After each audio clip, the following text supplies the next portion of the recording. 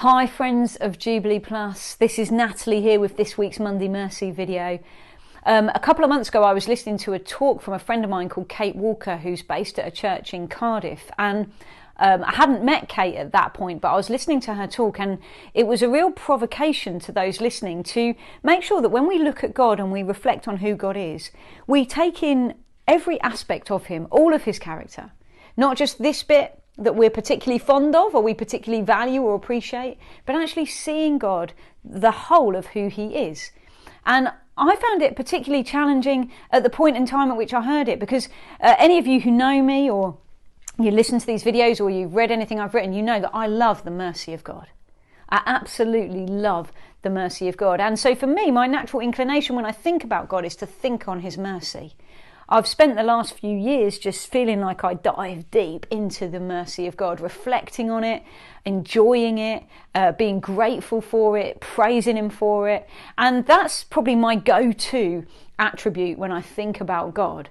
And so, provoked by Kate and by some stuff that was going on in my life, I started thinking more about the holiness of God.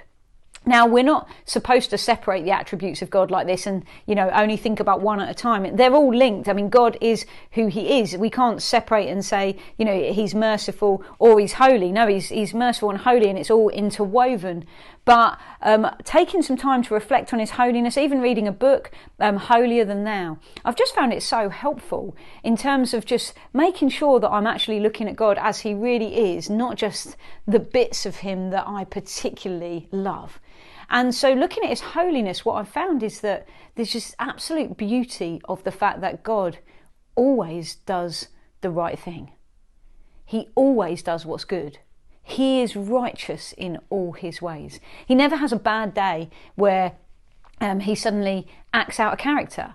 He never has a day where he does anything sinful or evil or wicked or bad. Not even does he think or have an attitude. Everything he does is good and perfect and righteous.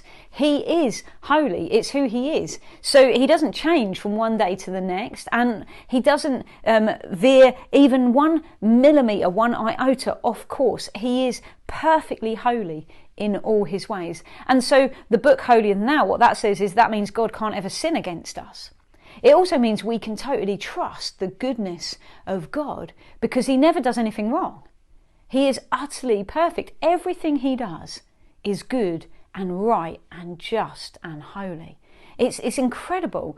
And what's been particularly astonishing to me, I think, as I've focused more of my attention on the holiness of God, is that it's actually made his mercy more beautiful to me than ever before. So, like I said, you can't separate these attributes, because what happens is when I look at the holiness of God, when I see how completely different he is to me, how completely different he is to any of us, when I see how wonderful he is in always doing everything right and good and perfectly, then I see more and more of how sinful I am. Looking at his holiness reveals to me just how different he is to me. My actions, my attitudes, my thoughts are all tainted with mixed motives at best.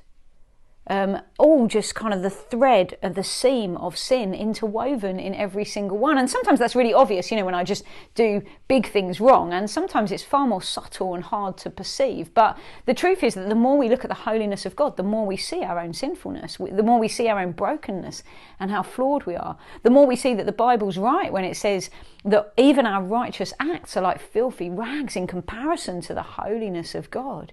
So in that context, suddenly we see how the holiness of God means that his mercy is all the more magnificent. It's all the more surprising. It's all the more outrageous in some senses, because this holy, perfect God who never does anything wrong draws me in as his child, as his beloved daughter.